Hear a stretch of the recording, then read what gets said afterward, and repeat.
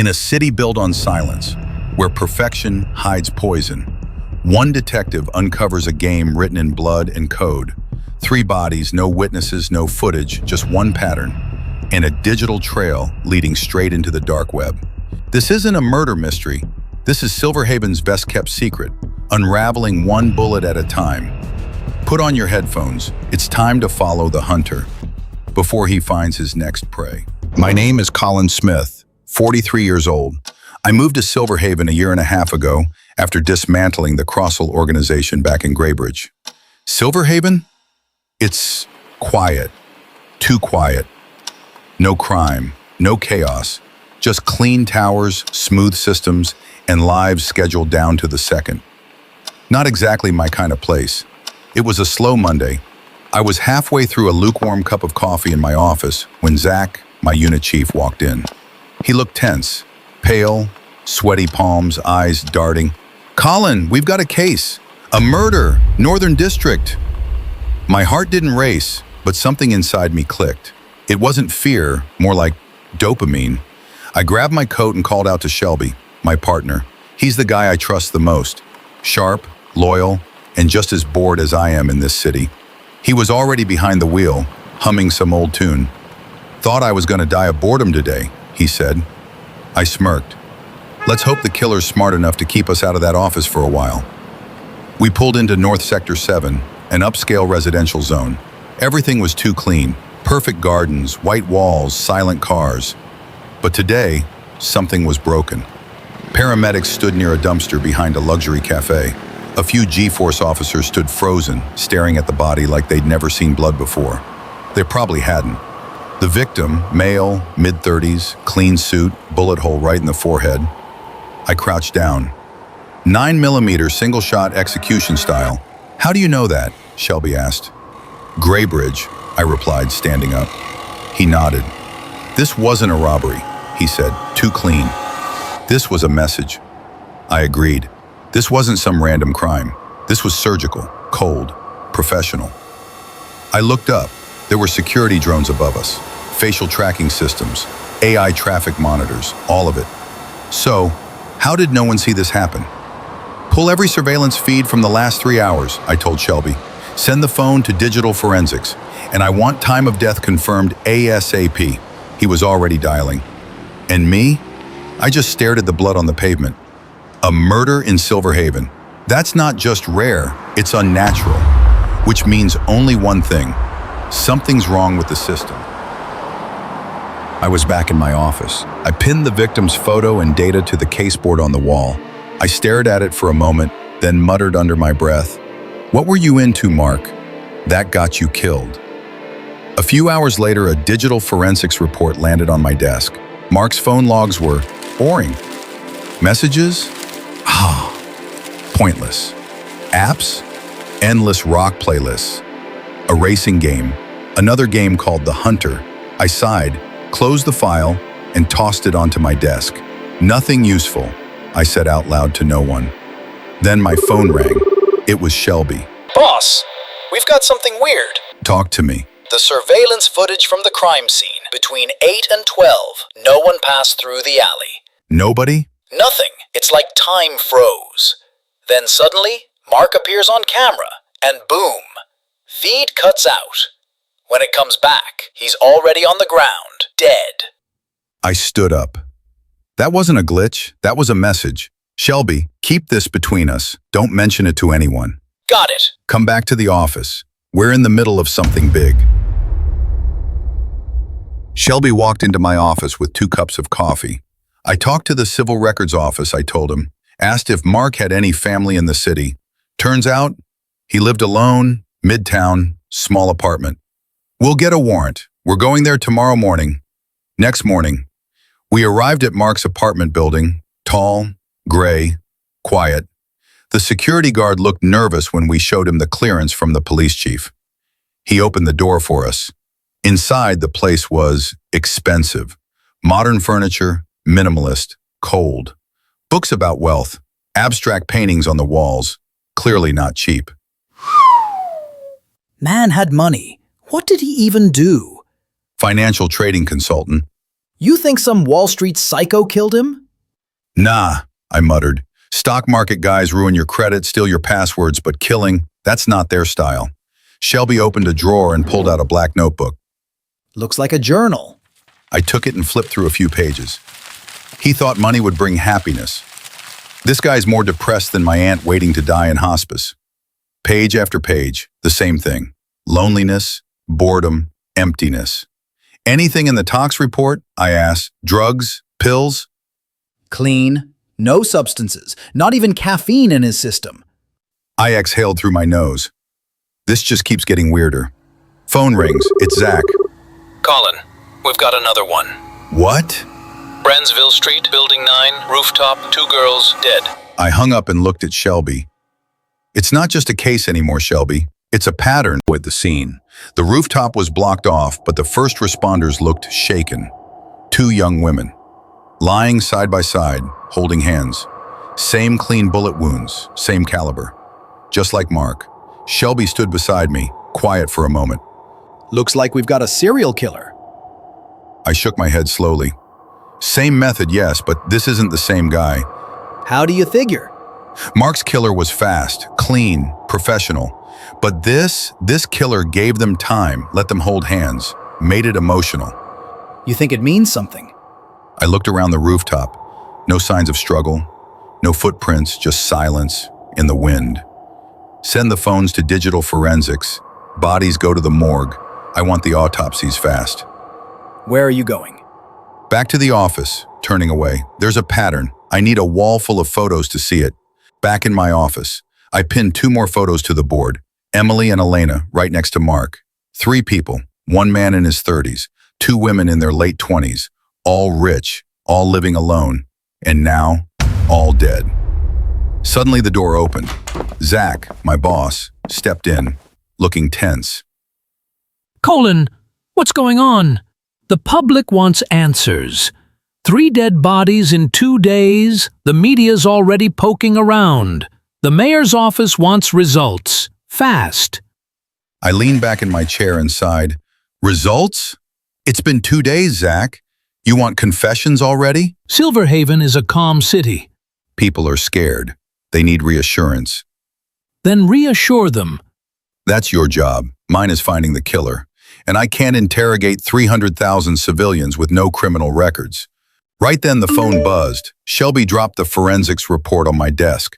Phone data from Emily and Elena. I flipped through it. Same pattern. Boring messages, vacation photos, lifestyle apps, farm games, Pokemon, selfies. My God, everyone in this city is so empty. And then I saw it. The Hunter. Same app Mark had. I raised an eyebrow. Didn't think much of it at first, just another overpriced game, right? I pick up my phone, searched it in the App Store. $49.99 for a mobile game. Who the hell pays $50 for a phone game? I set it aside, didn't think it was relevant, not yet. 3 days passed. No new murders. Saturday morning, 5:04 a.m. My phone rang. Another one, the voice said. Young male found dead in his apartment. Same shot, same execution. I rubbed my face, still half asleep, but I was already grabbing my coat. I dialed Shelby. Wake up. Silverhaven's turning into Graybridge. We arrived at the scene. Same setup, same bullet, same precision, same silence. I walked past the tape and crouched beside the body. Young man, late 20s, apartment floor. First thing I did, I grabbed his phone. No passcode, open. I scrolled through his apps. There it was, the Hunter. I stared at the icon for a long moment. This is it. I tapped on it. Locked, password protected. Of course it was. Shelby, standing up. Let forensics handle the body. You're coming with me. We got in the car. He looked at me, confused. All right, talk to me. What's going on? There's an app. It's called The Hunter. All 4 victims had it on their phones. I don't believe in coincidences, Shelby. This is the key. Shelby raised an eyebrow. His tone was respectful. but skeptical. Sir, with all due respect, you're the guy who took down the Crossell Syndicate. You faced killers, cartels, weapons smugglers, and now, an app. That's what's behind this. I didn't answer right away. He leaned back, arms crossed. Okay, you haven't eaten. I haven't eaten. Let's grab breakfast. Sit down. You walk me through your theory. And if it's crap, I'll tell you straight. I looked out the window for a moment. I could feel it in my gut. It's not just an app, Shelby. It's a door.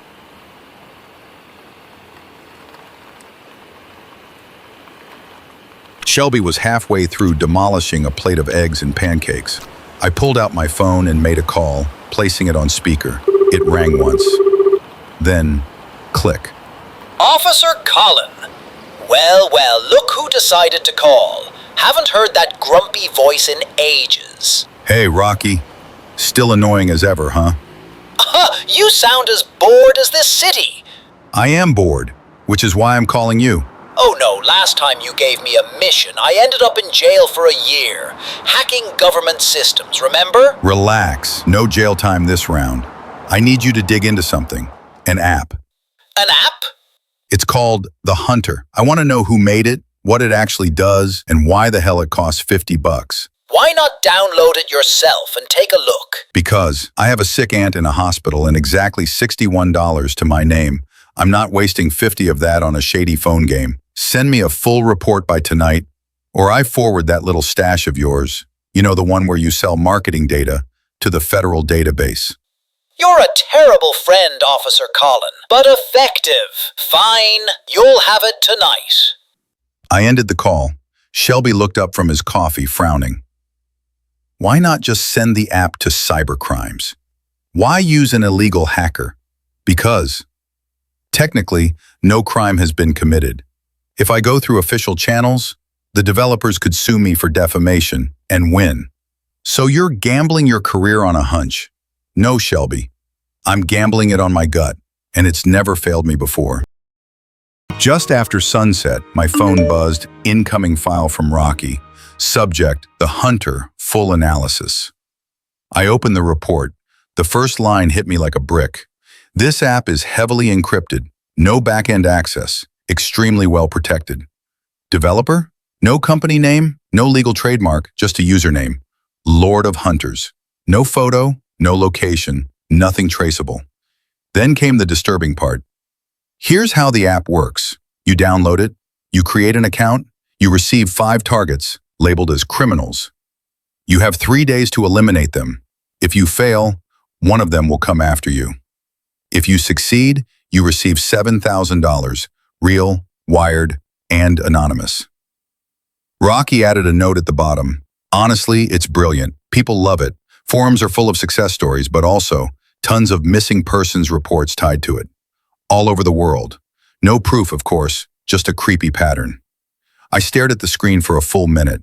A game that rewards killing and punishes failure in real life, and people are playing it. I was still in my office, staring at the report. My eyes burned from the screen light, my mind spinning. Then, my phone rang. Dispatch. Detective Smith, there's been another one. Where? Southridge. Apartment 34C, 4th floor. But, sir, this one's different. 20 minutes later, Shelby and I pulled up outside a gray, aging apartment block. The crime scene tape was already up, neighbors watching from balconies, silent, pale. The air felt heavier tonight. Inside, a uniformed officer greeted me at the door. Sir, victims in the bedroom, but you should see this for yourself. We walked in. No blood trail, no broken glass, no gun, but the body was there. Laid out perfectly on the bed, eyes closed, hands folded over the chest like a funeral pose. But here's what shook me. Carved into the wall, above the bed, in deep jagged letters, failed. Shelby swallowed hard behind me. That wasn't a bullet. No, it wasn't. I stepped closer.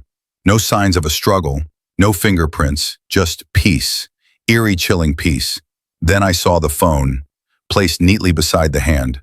I picked it up, unlocked, open. The hunter, front and center, still running. A message blinked on the screen. You failed to eliminate your target.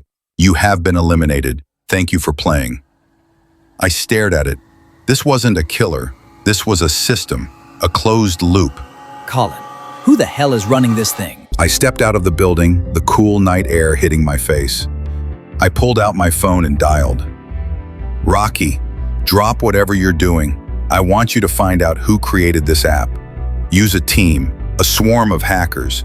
Burn the damn internet if you have to. I'll make sure you're protected. No jail, I promise. All right, he said, I'm on it. I got in the car. Shelby looked at me concerned. Where to? I'm going to see my aunt, I said. You head home. I paused, then looked him dead in the eye. Shelby, keep your gun close. Got it, boss, he said, and drove off. My aunt lives in a quiet corner of South Silverhaven. She was surprised to see me. You've been gone too long, she said. I've been busy, I replied. She still thinks I'm just a regular cop. That's how I like it. I stayed with her that night, just sitting in the chair beside her bed, watching her breathe. The phone rang. Rocky? Officer Colin? There's no way in without bait. What are you talking about? I need access from inside the system. Someone has to play, register, log in. Only then can I trace the commands, the data, the network. I stood up, walked to the window. The street was quiet, Silverhaven sleeping like always. Too clean, too perfect. All right, give me a minute. I took out my phone, stared at the app on the screen. The Hunter, $49.99. Confirmed, downloaded. Welcome, player.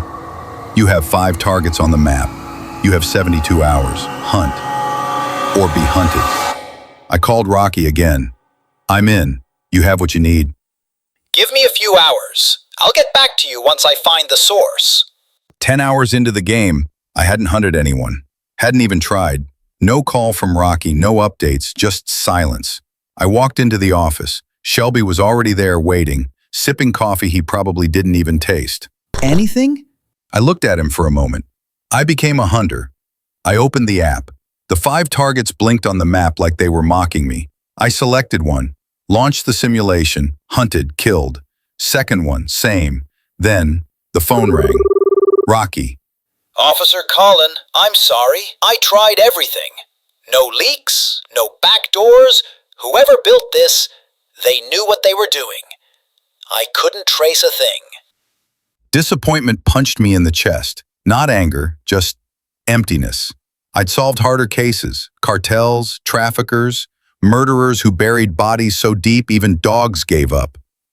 But this was different. This was madness with code. What's the end game? Shelby stood still for a moment, hesitant, then said, Boss, maybe we should hand this over. Let cybercrimes deal with it.